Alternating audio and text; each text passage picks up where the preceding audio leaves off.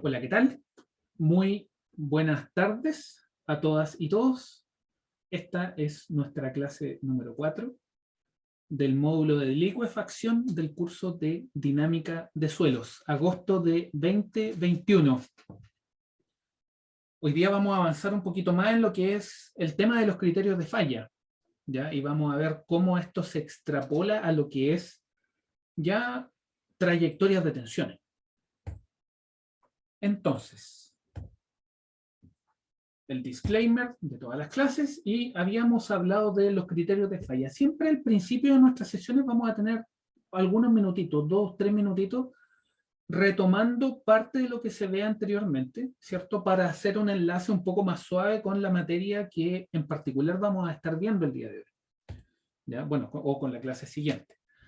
Entonces, habíamos conversado sobre el estado último, ¿cierto? Y habíamos conversado en particular cómo es que el estado último en el contexto de un ensayo de formación controlada, ¿cierto? Se va expresando en la medida que el suelo se va deformando, ¿sí?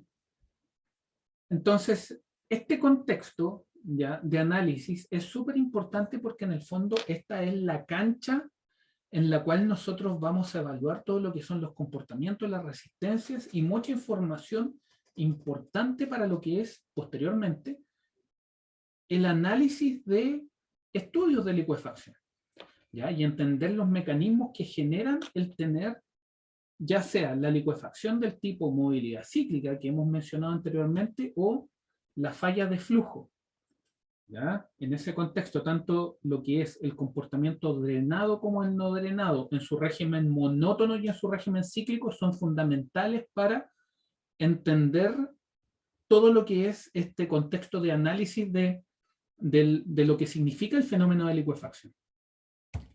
Habíamos conversado sobre esta curva también, ¿cierto? La construimos y después la complementamos con otras curvas que habían presentado un desarrollo similar, pero en el contexto de un índice vacío inicial diferente. Y veíamos que esto alcanzaba, ¿cierto? Un estado tal en cual la combinación índice de vacío, índice de vacío, ¿cierto?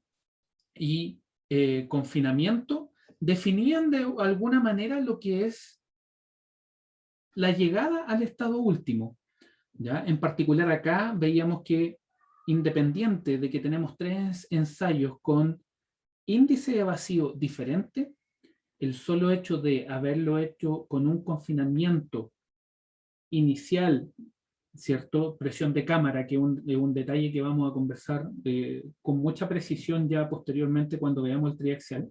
Un sigma de cámara de 0,5 megapascales define una llegada única, ¿cierto? ¿Y por qué pasa eso? Y acá tengo una especie de spoiler, y es porque en el fondo cuando hablamos de estado último estamos hablando de una relación única que existe entre lo que es el índice de vacío y la tensión, ¿cierto? El estado tensional en la falla, y esa combinación única obviamente explica que en este contexto, a partir de 3 índices de vacío diferentes, por el hecho de que tenemos un confinamiento único inicial igual al principio, ¿ya? Llegamos a un punto final que está definido, ¿sí? En todo lo que es el estado último. Y también veíamos esta curva en particular que eh, la dejé porque creo que es súper importante, ¿cierto?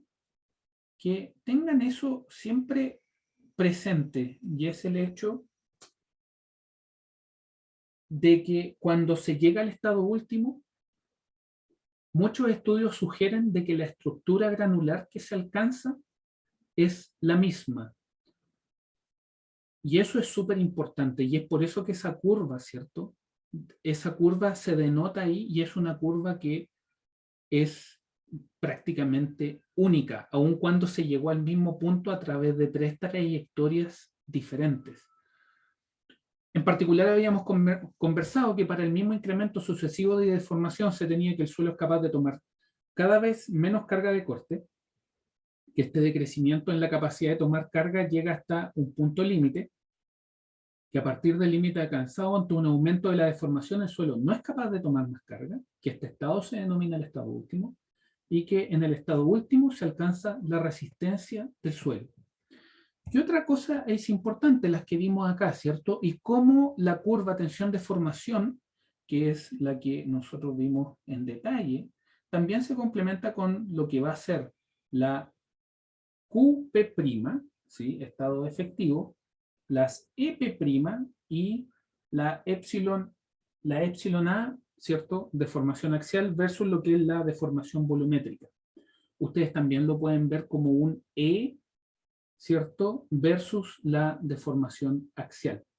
Ahora, aquí hay un aspecto súper importante. Nosotros no hemos entrado completamente en lo que es comportamiento de suelo, en particular lo que es el comportamiento de drenado.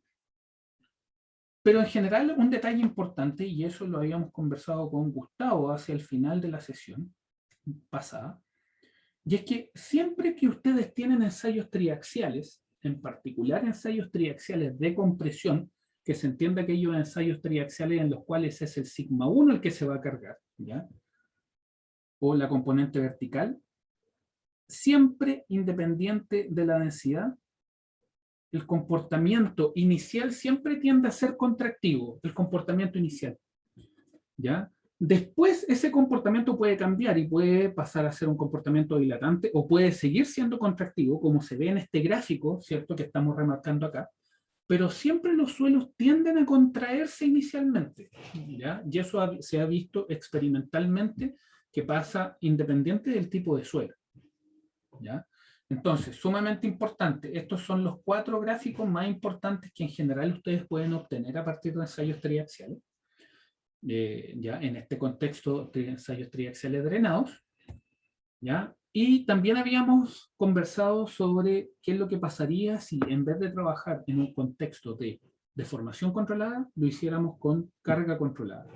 Y dentro de todos los aspectos que habíamos conversado, ¿cierto? Probablemente este era el más importante, donde dice aquí al final, otro importante aspecto sobre la carga controlada es que se pierde la posibilidad de apreciar el fenómeno de dilatancia.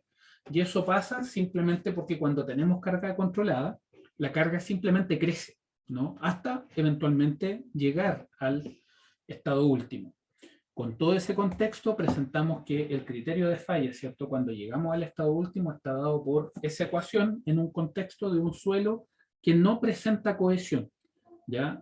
Y obviamente después esto lo vamos a extender a una componente en la cual, a un caso en el cual existe cohesión y tenemos básicamente la misma ecuación, pero agregando una componente cohesiva. ¿Ya? ¿Qué más habíamos conversado? Bueno, aquí teníamos otra breve conversación que habíamos tenido sobre el tema de que esto siempre falla en tensiones efectivas. Por lo tanto, ese sigma que va en esa ecuación ya debe ser en tensiones efectivas. Y phi, el ángulo de fricción. ¿Ya? ¿Qué ángulo de fricción? Generalmente se puede...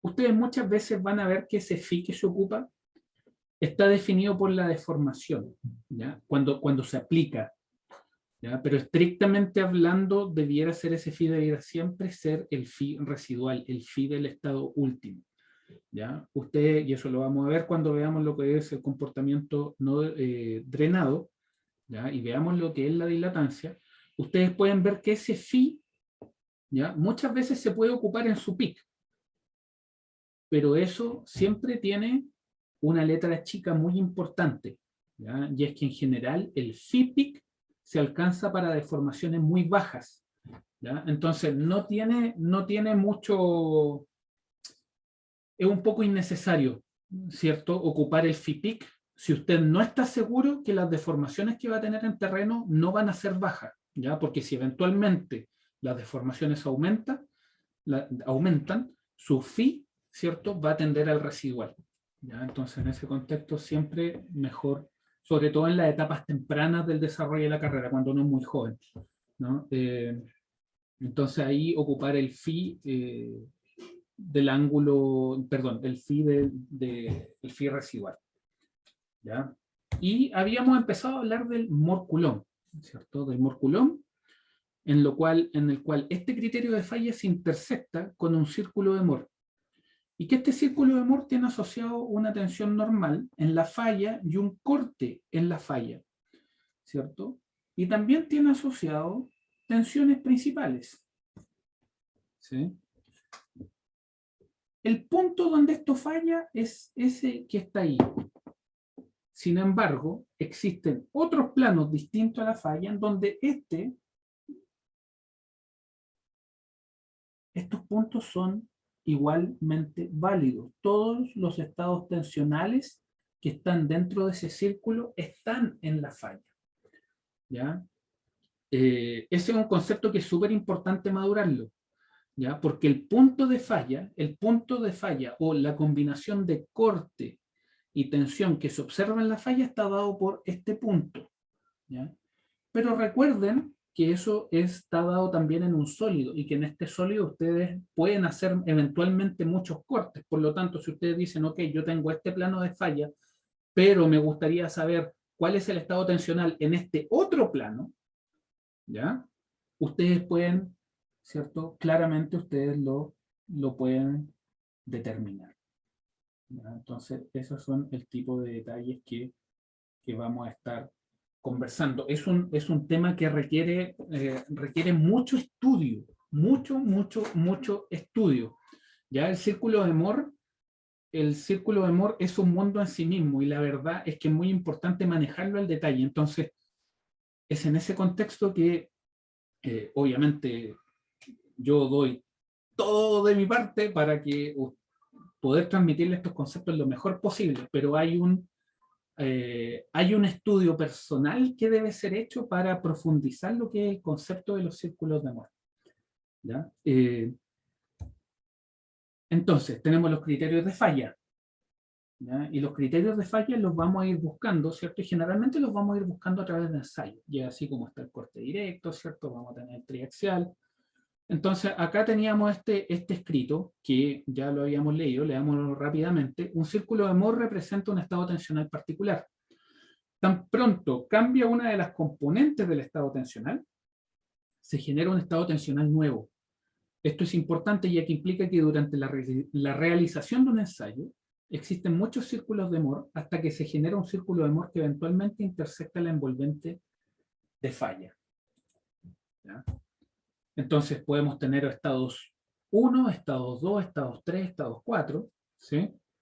Y en todos esos estados nosotros vamos a tener círculos de Moore y eventualmente vamos a llegar a la falla en ese punto. Entonces, ¿cuál es nuestra misión ahora? Nuestra misión es encontrar qué es lo que pasa con ese punto, cuáles son las condiciones que cumplen estos puntos en la falla y cómo se relacionan con las tensiones principales del estado tensional en el cual nos encontramos fallando, si gusta llamarlo de alguna manera, ¿ya? Entonces, si retomamos la definición básica de lo que es círculo de Moore, y recuerden, nosotros definimos el ángulo siempre a partir de la tensión mayor, ¿cierto? A partir del plano donde se genera la tensión mayor. En este caso tenemos un sigma 1 y que en este caso en particular está en la falla. Eso quiere decir que estamos con el círculo de Moore en la falla. Entonces, el plano de falla también se entiende, ¿ya?, como la superficie a través de la cual se desplazan relativamente los dos bloques que están siendo separados por esta superficie. Y eso es lo que es esto que estoy remarcando acá, ¿no? Y eso es lo que experimentalmente se ve en el laboratorio, ¿ya? Consideran que en sus cursos de geotecnia y geomecánica, en el curso de geomecánica, ¿cierto? Había un ensayo de compresión, en el cual se generaba un plano de falla, ¿ya? Ese plano de falla se va a pronunciar en mayor o menor medida dependiendo de las condiciones de la probeta, ¿ya? Pero idealmente el plano de falla se evidencia, ¿ya? Entonces,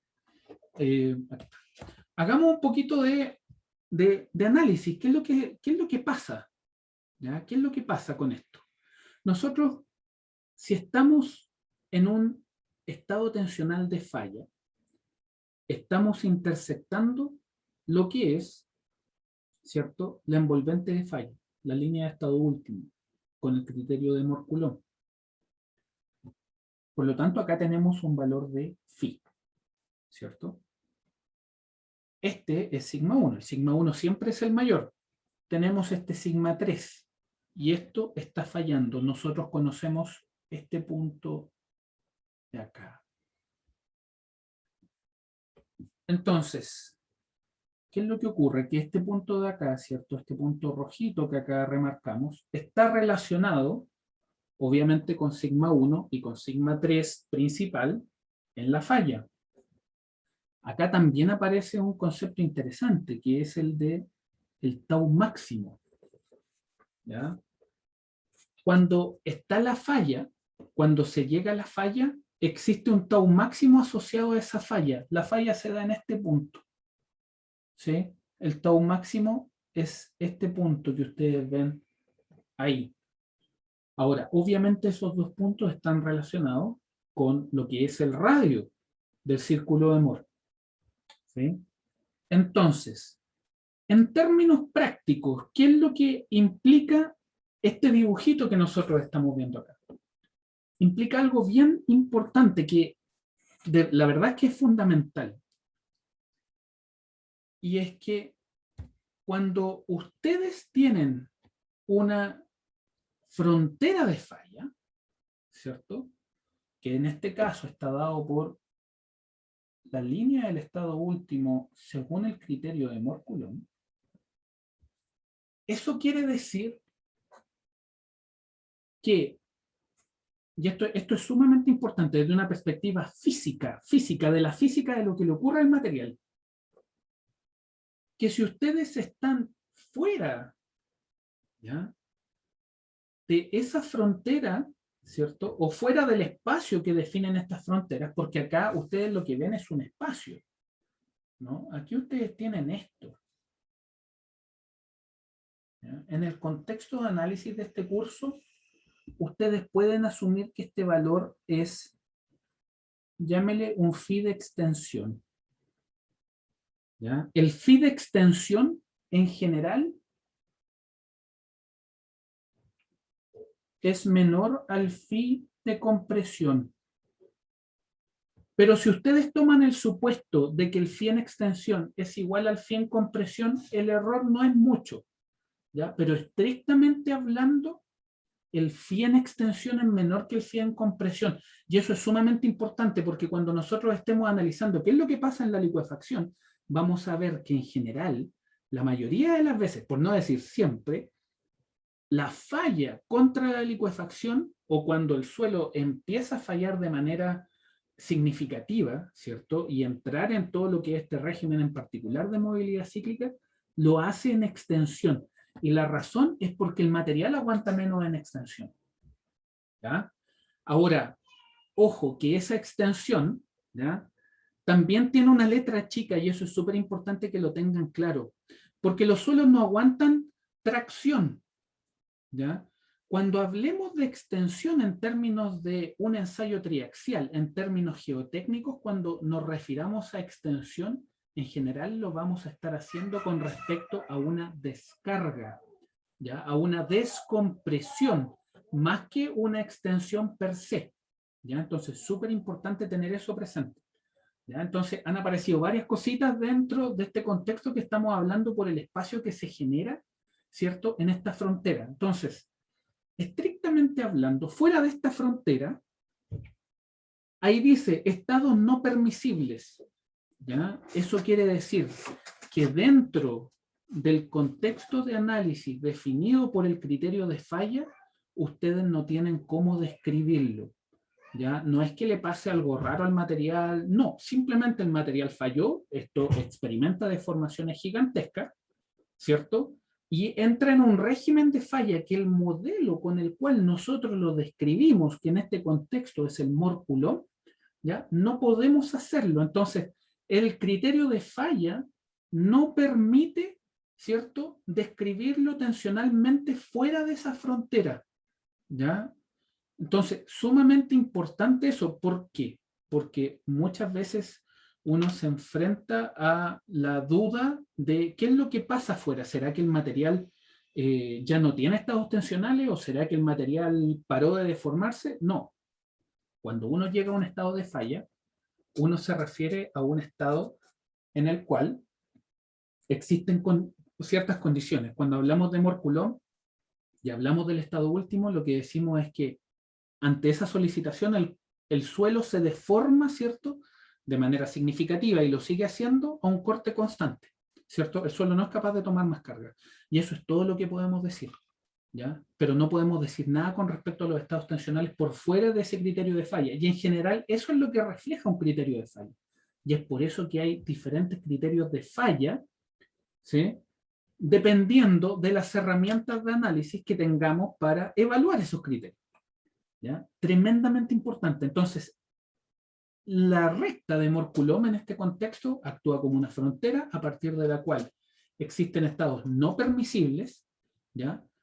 Y bajo esa frontera, ¿cierto?, lo que se indica acá son los estados permisibles, lo que indica que usted puede hacer el análisis de lo que está ocurriendo con el material dentro del contexto del criterio de falla con el cual usted está trabajando. ¿Ya? Tremendamente importante. Me gustaría chequear de que estamos todos en la misma página con lo que se está conversando y si hay alguna duda con respecto a eso.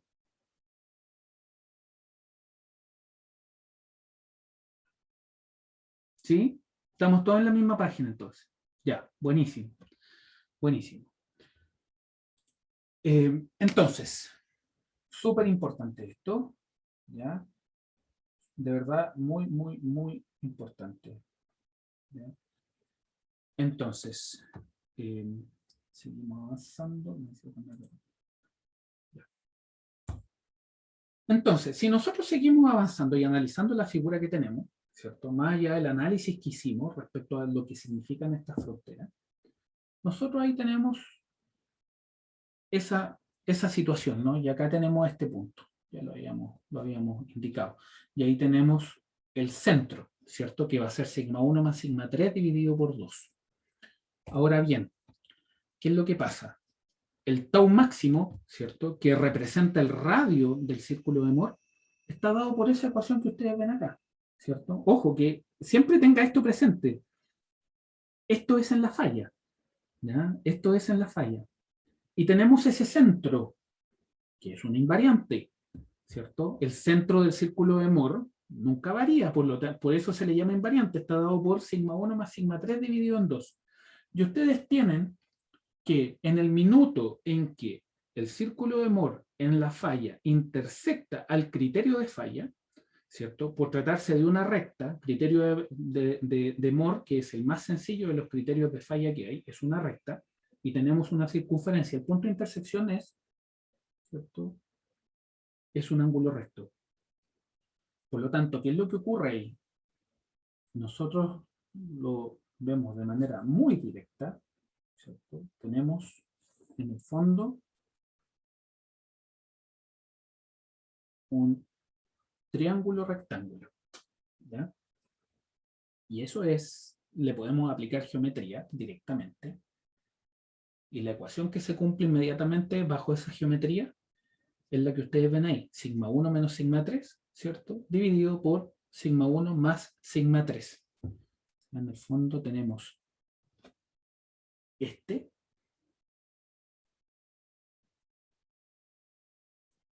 ¿cierto?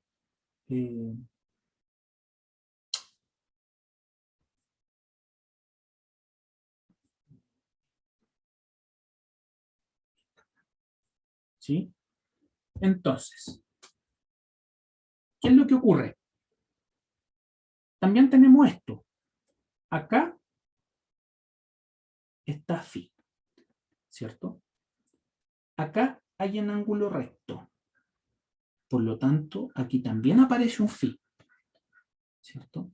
Aquí aparece un phi y este es un valor 2 teta, ¿cierto? Es un valor 2 teta con respecto a este que está acá, ¿sí? Entonces, ¿qué es lo que ocurre? que ustedes tienen que el ángulo BOC, el ángulo BOC es este que está acá, vale 90 menos phi, y el BOD, que está acá, vale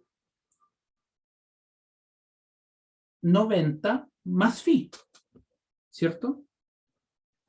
Entonces, ustedes tienen que el teta vale 45 más phi medio. Aquí me gustaría chequear de que estamos en la misma página y que todos están siguiendo lo que estamos conversando. Esto es súper importante, de verdad que es súper importante porque es un análisis parecido, ¿cierto? Y esto ustedes lo pueden hacer con la metodología del origen de los polos. Y al hacerlo con la metodología del origen de los polos, ¿cierto? Queda sumamente directo por qué cuando tenemos un empuje activo, esto falla con 45 más phi medio, cuando tenemos un empuje pasivo, falla con 45 menos phi medio. ¿Sí? Dedito arriba de que estamos hablando lo mismo. Sí, es súper importante. Les consulto, no, si hay alguna duda, consulta, estamos en una etapa bien, bien importante. ¿Sí? Ya. Entonces, ¿qué es lo que ocurre? Que nosotros tenemos esas condiciones angulares, ¿cierto? Hemos hecho el trabajo y hemos descrito cuáles son los ángulos importantes, ¿no? Nuestro objetivo acá, es importante que lo explicitemos, nuestro objetivo es determinar ese punto que está ahí, y para determinar ese punto que está ahí necesitamos ese, ¿no? Necesitamos ese y también necesitamos ese, ¿cierto? Y eso lo podemos sacar con a partir de los ángulos, las relaciones trigonométricas y el radio del círculo de Mohr. ¿Ya? Entonces, nosotros queremos el sigma n de falla que está ahí, ¿sí? ¿Y qué es lo que estamos obteniendo finalmente? Que si nosotros ocupamos las ecuaciones de transformación de esfuerzo y las identidades trigonométricas, ¿sí? Y ocupamos que ese es el ángulo con el cual nosotros estamos lidiando, ¿ya? Nosotros llegamos a que el sigma n está dado por esta expresión de acá, y el tau f, el tau de falla, está dado por esa expresión de ahí, ¿ya? Es mi invitación es a que reproduzcan esto con lápiz y papel, ¿cierto? Y que lo hagan ustedes y que busquen que estas relaciones efectivamente son así. En particular, de que el ángulo efectivamente es 45 más y medio, ¿ya? 45 más y medio, sumamente importante, ¿ya? Y también lo pueden hacer hacia el otro lado, ¿cierto? Asumiendo una descompresión, en lo cual ustedes van a llegar de que el ángulo va a ser 45 menos y medio, ¿ya? Entonces, esto lo podemos ver gráficamente, ¿cierto? Entonces, ¿qué podemos hacer ahora? Podemos tomar el criterio de falla. Nosotros sabemos que las tensiones normales y la tensión en la falla son esas. Y sabemos que también se cumple eso, lo que está en la pantalla, ¿cierto? Y si nosotros desarrollamos matemáticamente esto, ¿sí? Llegamos a esa expresión, ¿sí? Que es 1 más seno de phi, 1 menos seno de phi, con sigma 1 sobre sigma 3. Ahí les puse la equivalencia, tangente cuadrado 45 más phi medio. Mi sugerencia, también haga esa demostración, ¿ya? Considere hacerla. ¿Qué es lo que por qué ahí los símbolos están en rojo? Simplemente porque es una mnemotecnia para no olvidarse de que cuando usted tiene el signo más, el tangente cuadrado 45 más phi medio también es más, ¿ya? ¿Qué tipo de empuje refleja esto? Pasivo. Vacío, vacío, ¿ya? Después tenemos sigma 3 sobre sigma 1. 1 menos seno phi, 1 más seno phi, tangente cuadrado 45 menos phi medio. ¿Ya? ¿Qué ¿Qué más? Criterio de falla. Entonces el criterio de falla está dicho. Y esto ya es un dato que se ve experimentalmente. ¿Sí? Mejor dicho, que experimentalmente queda muy en evidencia. ¿Ya? Que es que el sigma 1 sobre el sigma 3 en la falla es máximo. ¿Ya? Entonces tenemos ese criterio de Morculón, ¿sí? Pero ahora si lo hacemos con cohesión, queda bastante similar. ¿Y cuál es qué es lo principalmente que hay que buscar hacer acá? Hay que hacer exactamente el mismo análisis, ¿sí? Nosotros sabemos que acá está la cohesión, ¿sí? Y las relaciones que nosotros tenemos, o las relaciones que habíamos descrito, se repiten, ¿cierto? Entonces, ¿qué es lo que ocurre? Que en el fondo el triángulo se nos agranda un poco con respecto a lo que teníamos anteriormente, pero la metodología es la misma, ¿ya? Entonces, tenemos los ángulos, ¿cierto? Que se repiten, tenemos phi, ¿sí? Y lo que tenemos que construir es el triángulo principalmente hacia atrás, ¿ya? Y obviamente, ustedes pueden llamarle también que existe estrictamente hablando un cambio de eje, pero al volver al eje original van a volver a las ecuaciones que se repiten. ¿Y cuáles van a ser las ecuaciones que van a encontrar? Van a ser esas que dicen sigma 1 igual a sigma 3 raíz de n phi, no, sigma 3 n phi más 2c raíz de n phi, ¿ya? No, esa ecuación en general no la tengo muy fresca en la memoria, es rápida de deducir, ¿ya? Entonces, por eso en este curso, y se los mencioné en las sesiones anteriores, más que aprenderse las cosas de memoria, traten porque hay muchas ecuaciones que son muy fáciles de memorizar, ¿ya? Pero en la medida que pasa el tiempo, uno le empieza a dar a la memoria, ¿cierto? La empieza a ocupar en cosas que son, tiene después uno muchas cosas en la cabeza y eventualmente se puede olvidar de la ecuación, ¿ya? Entonces, es súper importante que esas cosas sepan deducirlas rápidamente, ¿ya? Por eso mi invitación es a que repitan estos cálculos, que aquí los estamos viendo de manera bastante expedita y rápida, ¿ya? A que ustedes lo hagan en la hoja y papel, ¿ya? Y les aseguro que les va a traer muy buenos dividendos, ¿sí? Entonces, estamos avanzando con los criterios de falla y el punto es ahora, ¿qué es lo que pasa en terreno? ¿Cómo llevamos todos estos conceptos que hemos conversado en estas primeras 4 sesiones, cómo las llevamos a terreno?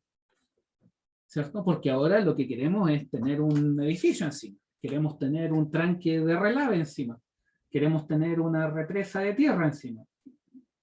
¿Cómo adaptamos todo esto que hemos estado conversando, ¿cierto?, a un contexto ya real, donde necesitamos tomar decisiones para la infraestructura que nosotros necesitamos diseñar de manera segura? Entonces, ¿qué es lo que pasa si tenemos un terreno que no ha sido utilizado anteriormente, ¿cierto? Y sobre el cual queremos construir un edificio? Si nosotros tomamos un elemento de suelo y estamos en ese terreno, vemos que estrictamente hablando, este valor, ¿cierto?, es gamma z, ¿cierto? Gamma z menos u también, ¿cierto? No hemos hablado de qué es lo que pasa con la condición del agua, pero son las tensiones efectivas verticales. Y acá tenemos, el sigma H1, ¿sí? Ese sigma B y ese sigma H en el contexto de arenas en general está dado, y en general se habla así, ¿no? Se dice que el sigma H es K sigma B. Sin embargo, recuerde que cuando usted considere que cuando usted tiene cohesión, esa ecuación sufre ciertas modificaciones, ¿ya? Porque está dado por la componente, hay una componente cohesiva, ¿no? Entonces, aquí tenemos sigma B1, tenemos sigma H1. Esa es una condición geostática, ¿sí? La condición geostática, uno dice sigma B igual gamma Z. Y sigma H igual a K por gamma Z. Hay un detalle acá. El primer detalle es precisamente ese, el que conversamos sobre la cohesión. ¿Por qué no se menciona tanto el aspecto de la cohesión? Y es porque la cohesión siempre ayuda, ¿cierto? La cohesión siempre ayuda. ¿Qué es lo que pasa? Que la cohesión, desde una perspectiva práctica, ¿ya? Hay que saber utilizarla con mucha sabiduría, ¿ya? No es llegar y decir, este suelo es un suelo cohesivo, ¿cuántos son sus deformaciones? ¿Cuánto van a ser sus deformaciones? Tiene letras chicas el tema de la cohesión y es por eso que en general no se hace el comentario, oye, cuando tú tienes sigma H es casero sigma, no se hace el comentario de la perspectiva del seno, porque estrictamente hablando existe una componente de C, si el suelo es cohesivo, ¿ya? Fíjese acá. Por eso lo invito a hacer este ejercicio con cohesión, ¿ya? Lo invito a hacer ese ejercicio con cohesión. ¿Para qué? Para que usted vea que en la falla sigma 1 y sigma 3 están relacionados con esta expresión que nosotros conocemos de geomecánica, ¿sí? En la cual está el componente cohesivo, está el componente 2C raíz de n phi. Entonces, ¿pero qué es lo que pasa? La cohesión siempre ayuda, ¿ya? La cohesión siempre ayuda. Entonces, desde esa perspectiva, y sobre todo en la práctica, se utiliza mucho hablar de olvidarse la componente cohesiva cuando se habla de tensiones laterales, ¿sí? Al momento de referenciar a sigma H. Entonces uno dice sigma H es K gamma Z, ¿ya? K gamma Z. Y ahí hay un concepto que es súper importante, ¿ya? Dado el contexto de los cursos geotécnicos que se han visto hasta ahora, ¿ya? O que se ven generalmente en la facultad, hay muchos colegas acá que no necesariamente, que vienen de otras universidades, ¿cierto? Vienen del extranjero, ¿cierto? De otras universidades de Chile, ¿sí? Se habla de que el K es 1 menos seno de phi, ¿sí? Es 1 menos seno de phi. Y estrictamente hablando, esa expresión es correcta, ¿ya? Sin embargo, ese valor de K, cuando usted hace 1 menos seno de phi, ese valor de K en general es obviamente menor que 1, ¿no? Es 1 menos seno de phi. Menor que 1. ¿Qué es lo que pasa? Que esos valores de K, que en general son menores a 1, se dan para profundidades someras. Si usted va a la montaña, ese valor de K puede ser significativamente mayor. Si usted está en un ambiente de geomecánico donde hay rocas, ¿ya? O profundidades grandes donde hay roca, suelo, ese valor de K puede ser muy alto, ¿ya? Hay algunas mediciones que indican que el valor de K puede llegar a valores de 3, de 4. ¿Y por qué pasa eso? Eso particularmente en la montaña. ¿Y por qué? Porque si usted está en la montaña y está a grandes profundidades, ¿cierto? Grandes profundidades pensando en muchos, muchos metros, no 10 metros, ¿ya? ¿Qué es lo que ocurre? Que a ese nivel en la montaña usted sufre esfuerzos compresivos producto de los movimientos tectónicos. Entonces, esa es una de las razones por las cuales el K, ¿cierto? Hay profundidades para las cuales el K aumenta significativamente, por lo tanto, son las tensiones laterales las que son mayores que las tensiones verticales, Y obviamente en ese contexto hay una rotación de tensiones con respecto al análisis, ¿no? Porque ahora la componente que es sigma 1, ¿cierto? La tensión principal mayor es lateral, ¿ya? Entonces, sumamente importante ese contexto de análisis que estamos conversando, ¿ya? Y eso es solamente geostático, solamente con la componente geostática. ¿Qué es lo que pasa cuando le ponemos el edificio encima?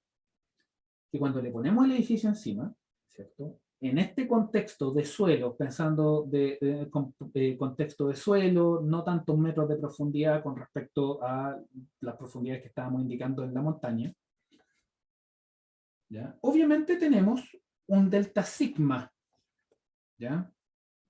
Tenemos un delta sigma. Y ese delta sigma induce un cambio en el corte, ¿cierto? Porque estrictamente hablando acá, existe corte. ¿No?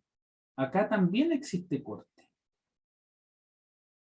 pero aquí ya el corte, ¿cierto? Aquí el corte está dado por la tensión vertical y la tensión horizontal del terreno, ¿cierto? Sin que haya una carga externa superficialmente en la masa de suelo que estamos evaluando. Pero en la segunda tenemos un delta sigma. Existe un delta sigma B, ¿cierto? Y por lo tanto tenemos una tensión sigma B1 inicial más un delta sigma B y tenemos un sigma H2. ¿Sí?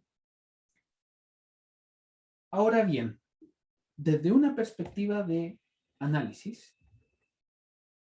uno puede hacer un supuesto, ¿ya? Y es por eso que cuando, y esto es lo que explica que cuando mandemos a hacer ensayo a laboratorio, porque queremos estudiar un suelo, en general, muchas veces se hace con corte, pero en general se mandan a hacer los ensayos en condición de consolidación isotrópica, ¿ya? Pero usted lo que tiene, ¿cierto? Sin pérdida de generalidad, ahí dice, no lo había visto, sin pérdida de generalidad, asumamos que inicialmente el suelo está sometido a un estado tensional isotrópico. Cuando estábamos acá, cuando estábamos ahí, no tengo mucho espacio ahí, pero lo podemos ver acá, podemos verlo acá en base a los P, al P' y al Q. ¿Sí? Estrictamente hablando ahí, usted lo que tiene es una condición que va así. ¿Sí? Eso es lo que usted tiene en una condición que se le llama casero, ¿cierto? Cuando usted tiene esta condición que está acá. Esta es la condición casera. ¿Ya? Y ahí le pusimos el cero. ¿Ya? Esa es su condición casero. Y esa condición casero se ve en situaciones cuando, por ejemplo, usted tiene un tranque, tiene una represa, y esto empieza a crecer. ¿No? Y esto empieza a crecer. Usted en general tiene esa condición en el núcleo, ¿ya? En el centro. Pero en este caso, si nosotros asumimos sin pérdida de generalidad que vamos a asumir un estado isotrópico, lo que estamos asumiendo en un estado isotrópico es que el sigma vertical y el sigma horizontal son iguales. Por lo tanto, desde una perspectiva de análisis para lo que es trayectoria de tensiones, nosotros nos estamos yendo por acá.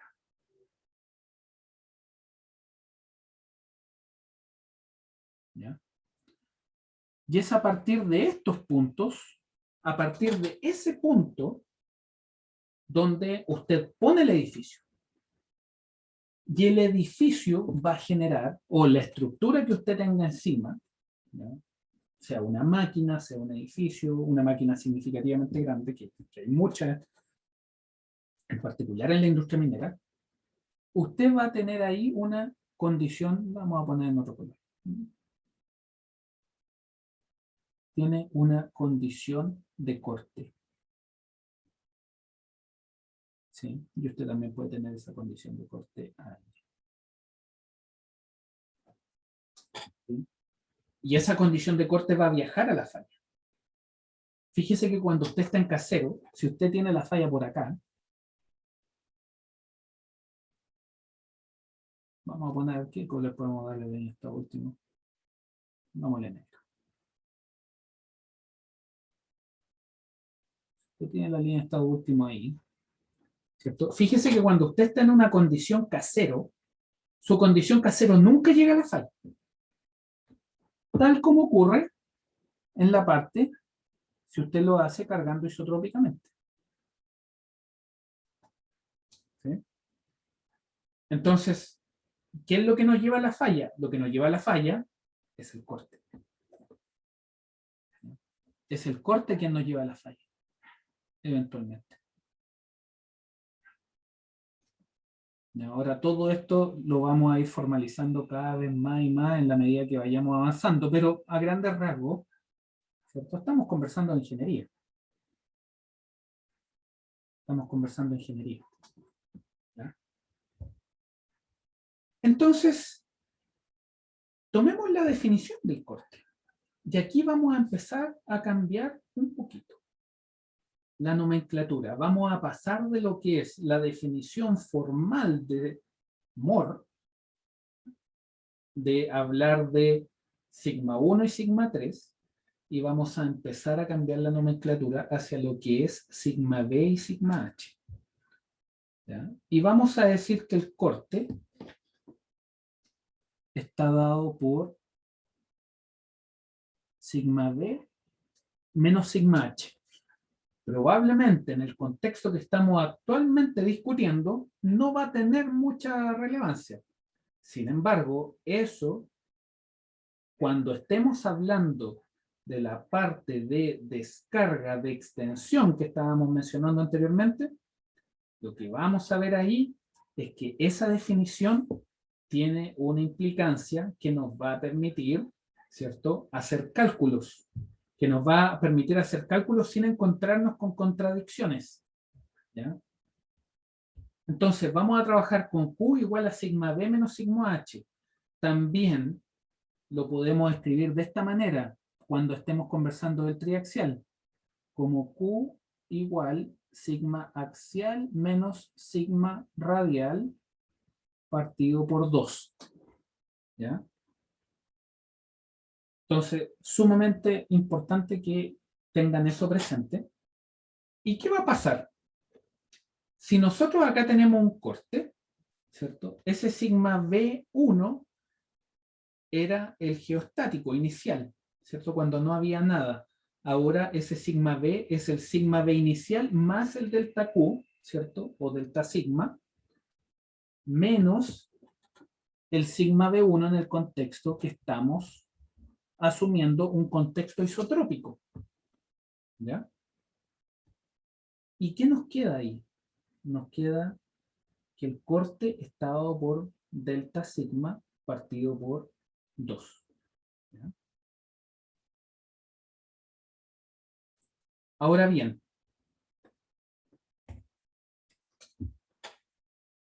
¿qué es lo que pasa si existe APA? Si existe APA, lo que vamos a tener es Q', ¿cierto? Que va a ser sigma 1' menos sigma 3' partido por 2, o sigma B' menos sigma H' dividido por 2, y vamos a tener que si se generan excesos de presiones de poro, ¿cierto?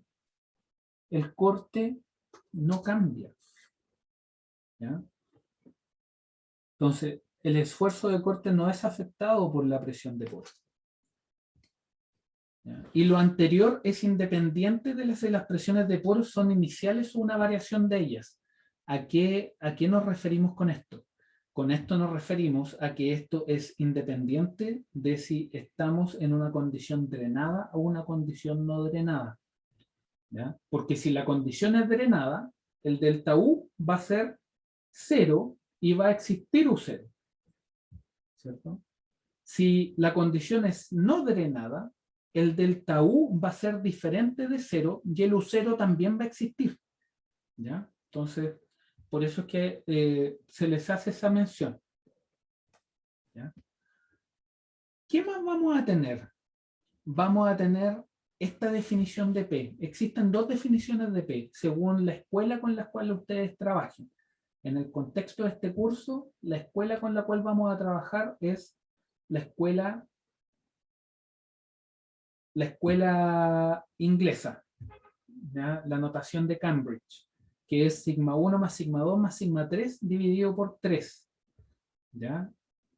¿Qué va a significar eso en términos prácticos desde esta perspectiva de estado inicial isotrópico que estábamos mencionando?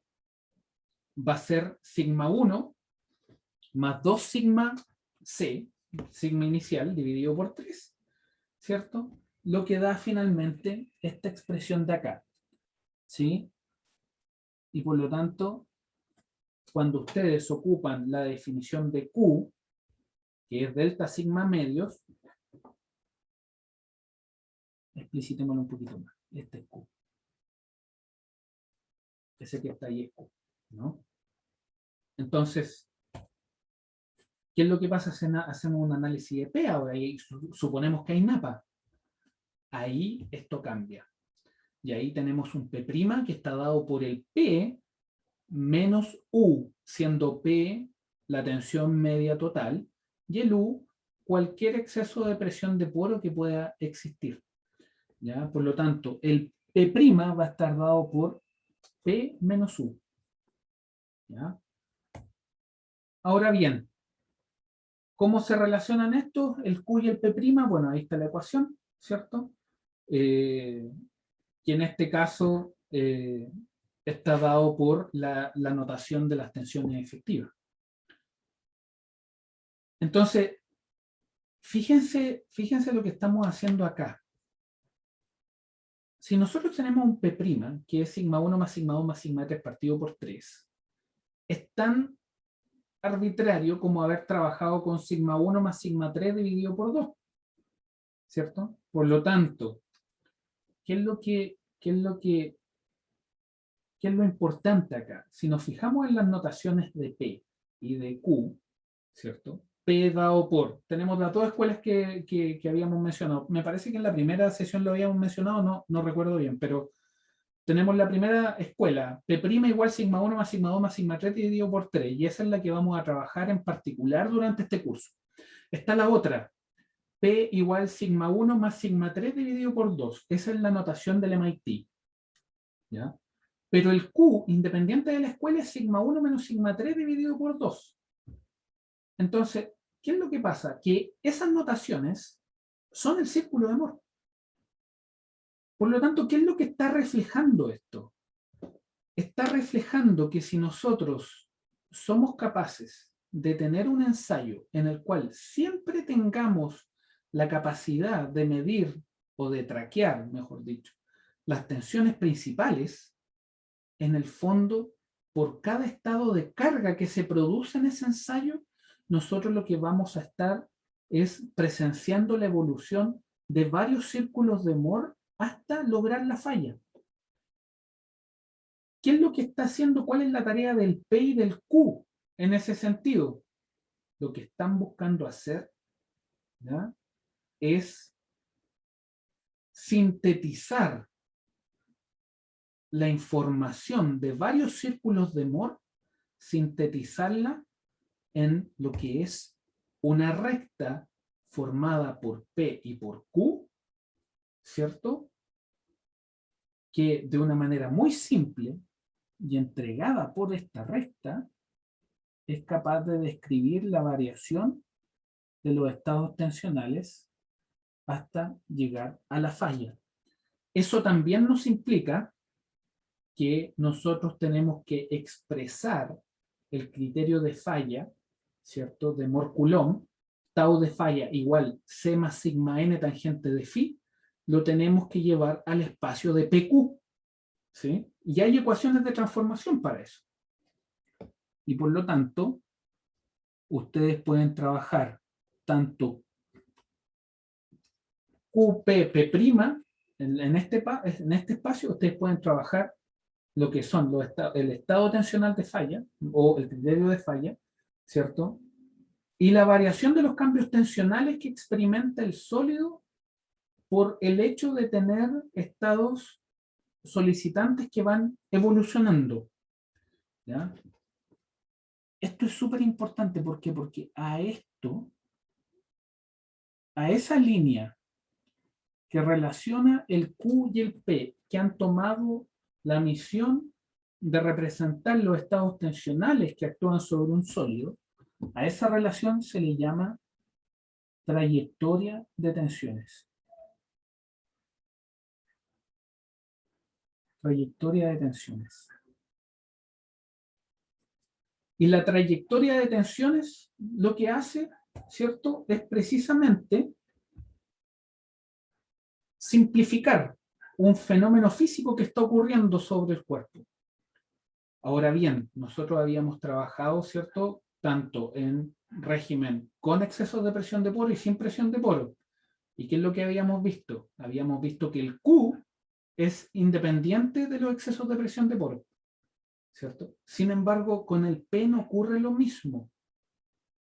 Si tenemos una condición tal en que el delta U es 0, las tensiones totales son iguales a las tensiones efectivas, ¿cierto? Y esa es una condición drenada en la cual se permite el drenaje del agua dentro del sistema granular sin que se generen estas variaciones, ¿cierto? Sin que se generen estos excesos. Entonces, ¿qué es lo que pasa? Que cuando esto viaja por acá, viaja por esta recta, siempre con P y P' uno sobre otro. ¿Sí?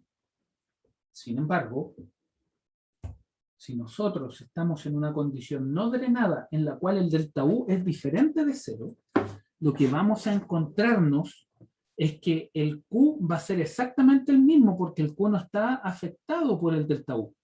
Sin embargo, el P va a diferir del P' porque el P', ¿cierto?, que son las tensiones efectivas, están condicionadas por los excesos de presiones de poros. Y dado que los suelos están controlados por las tensiones efectivas, ¿cierto? Aquí nosotros nos vamos, estas son la trayectoria de tensiones totales, y estas son las trayectorias de tensiones efectivas. Y si los excesos de presión de poros son positivos, eso quiere decir que las tensiones efectivas van a ser menores que las totales. Y dado que la falla está controlada por las efectivas, eso quiere decir de que si tenemos una condición no drenada y los excesos de presión de poros son positivos, vamos a estar fallando antes, ¿cierto? Porque nuestros esfuerzos efectivos se van a reducir con respecto, este es el P' de falla, y este, ¿cierto?, va a ser el P total en la falla, ¿cierto? Y esto va a estar separado por una distancia tal, y esto va a estar dado por una distancia tal en la cual esto es la presión de poros en la falla. Usted se preguntará, ¿este exceso de presión de poros siempre es positivo? En absoluto. El exceso de presión de poros positivo se da en general en una estructura de suelo que presenta un comportamiento contractivo. Cuando ustedes tienen un exceso de presión de poro, ustedes pueden tener un exceso de presión de poro negativo, absolutamente, y ese exceso de presión de poro negativo implica que mis resistencias eventualmente se pueden disparar, ¿cierto? Lo que explica por qué uno busca siempre tener los suelos muy bien compactados.